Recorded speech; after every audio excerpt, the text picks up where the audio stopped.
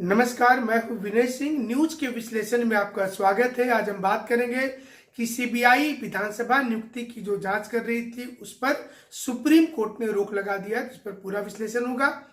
इसके साथ साथ आपको बताएंगे मैया सम्मान योजना को लेकर हाईकोर्ट ने पीआईएल को रिजेक्ट कर दिया है, और वहीं दूसरी ओर एक और पीआईएल का पूरा व्याख्या करेंगे, जिसमें जेएसएससी सीजीएल को लेकर के जो सोशल मीडिया में है कि पीआईएल पूरा रिजेक्ट हो गया, उसका सच क्या है ये बताएंगे।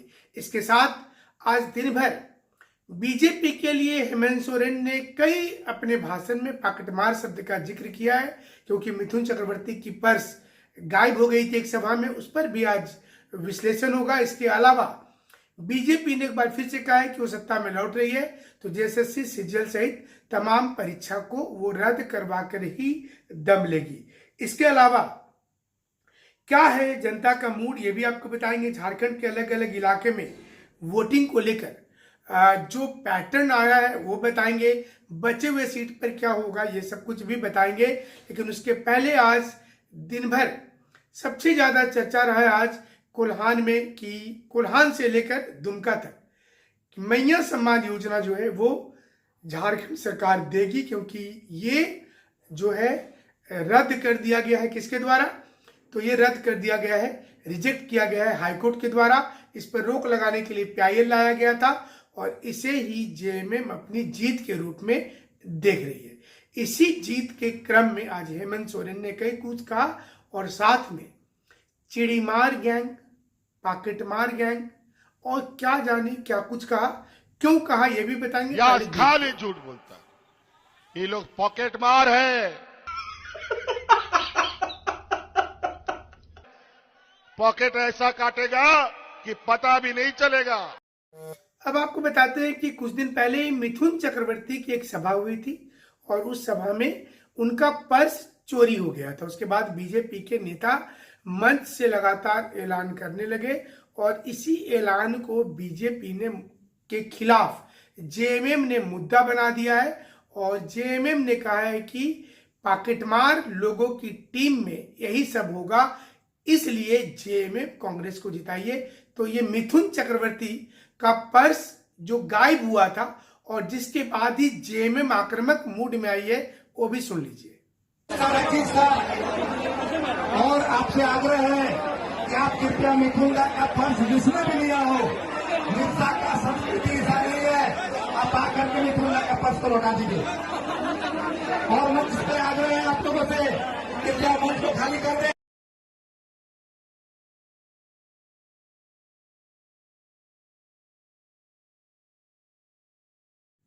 उधर उत्तर प्रदेश में जो आंदोलन हो रहा था स्टूडेंट का, उस पर बातचीत के बाद उसका हल निकल गया, और आंदोलन को लेकर झारखंड में भी एक र्यूमर उड़ाया जा रहा था कि वहां स्टूडेंट घोटाले की जांच के लिए सीबीआई की मांग कर रहे हैं।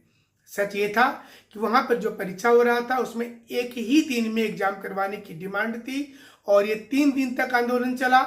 इसमें स्टूडेंट ये मांग कर रहे थे कि नॉर्मलाइजेशन हो जाता है, जिससे जनरल स्टडी के पेपर में कठिन और जो इजी है इसमें अंतर करना मुश्किल हो जाता है, और इससे स्टूडेंट को नुकसान होता है। इसलिए परीक्षा एक ही दिन होना चाहिए, ये बात को मान लिया गया है।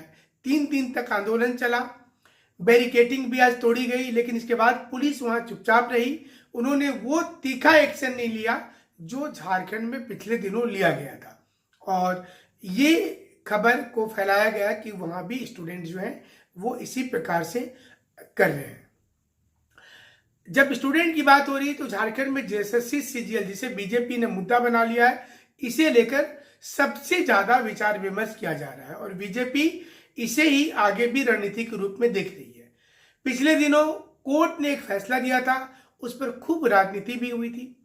कोर्ट ने यह बोला था कि जो जेएसएससी सीजीएल वाला एग्जाम है उसे लेकर जो याचिका दायर हुआ है, उसमें याचिका नंबर 5717, और ये प्रकाश कुमार की जो याचिका थी उसमें बोला है कि आप ज्वाइन कर लीजिए। इसको हमने पिछला विश्लेषण में बताया था कि इसमें बोला गया है कि इंटरवेन कीजिए आप दूसरी याचिका के साथ में, एक ही जैसा याचिका जो है वो अलग अलग प्रतीत नहीं होगा। उसमें ये जरूर कोर्ट ने टिप्पणी किया था कि एक जो स्टूडेंट और वकील दोनों हैं, इसलिए भी इस याचिका को आगे ले जाना उचित नहीं होगा और इसे दूसरी याचिका में जोड़ दिया गया। अब इसका मतलब ये हुआ कि जितनी भी याचिका इसे लेकर लगाई गई थी सभी 5717 में हो गया है और जिसकी दूसरी सुनवाई जो है 3 दिसंबर को रखी गई थी। ये कोर्ट ने पहले वाले जो कल परसों का जो सुनवाई था उसमें कोर्ट ने बोला कि आप दूसरी ओर शिफ्ट हो जाइए और यही बेहतर होगा, इसलिए हम इसको क्लोज कर दे रहे हैं, चूंकि आपकी जो है ब्रांच लाइन वहां मेन लाइन में जाकर के जोड़ दे रहे हैं। ये इसको आप इस भाषा में भी समझ सकते हैं। तो जेएसएससी सीजनल पे केस जारी है, लेकिन इसी बीच में दिक्कत ये आ रही है कि क्या इस बार जेएमएम कांग्रेस को बीजेपी और एनडीए पटकनी दे देगी? ये क्यों सुगबुगाहट हो रहा है? आज सुबह में कुणाल सारंगी के नाम से एक ट्वीट आया। ट्वीट में शुरू में यह दावा किया गया था कि कुणाल सारंगी ने खुद ये बोला है कि एनडीए को 11 सीट आएगा किसी भी हालत में, कुल्हान में 14 में से 11 आएगा। कुछ देर के बाद ही पता चल गया कि ये ट्वीट फर्जी है। कुछ लोगों ने बना करके अपने से कुणाल सारंगी का नाम लेकर के डाल दिया। कुछ लोग इस समय में एबीपी न्यूज, आज तक न्यूज, कभी एनडीटीवी, कभी न्यूज 18, किसी के नाम से फर्जी सर्वे उनके लोगों को लगा करके डाल रहे, जिसमें दावा किया जा रहा है कि उस चैनल ने कहा है कि बीजेपी को इतनी सीट आएगी, फलना को इतना आएगा, चलना को इतना आएगा। तो आपको इसके लिए उसी चैनल के साइट पर ओरिजिनली जाकर के देखना चाहिए। ऐसी चीजों से कंफ्यूजन नहीं होना चाहिए। जो हमारा प्रिडिक्शन बोलता है वो बोलता है कि 43 में से बीजेपी का बेस्ट जो अभी तक का परफॉर्मेंस था वो 2014 का परफॉर्मेंस था, जिसमें उसने 19 सीट लाया था। इस बार भी 19 से 21 सीट ही आ सकती है बीजेपी को, अगर उसका बेस्ट परफॉर्मेंस दोहराया जाता है तो। ये चुनाव एकदम से एक तरफा नहीं है, कांटे की टक्कर है। इसलिए किसी को भी ये सोच करके घर में नहीं बैठना चाहिए कि पहला ही सर्वे में अलग अलग जगह पे दिख गया कि 43 में से 35-40 आएगा तो बीजेपी चुनाव जीत रही है।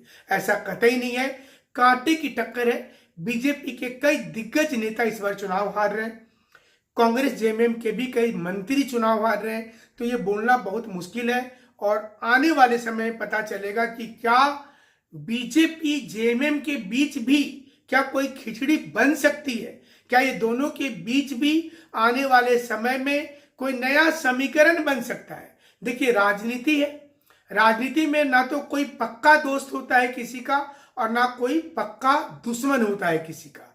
दुश्मनी और दोस्ती निचले लेवल में कार्यकर्ता के बीच में रह जाती है, ऊपर कभी भी किसी के साथ मिल जाते हैं। ये चुनाव में कांग्रेस की पूरी साख है। अगर कांग्रेस के सीट कम हो जाते हैं तो बीजेपी का सीट बढ़ेगा। जेएमएम को नुकसान बहुत ज्यादा नहीं होगा, नुकसान और फायदा कांग्रेस को देखना है।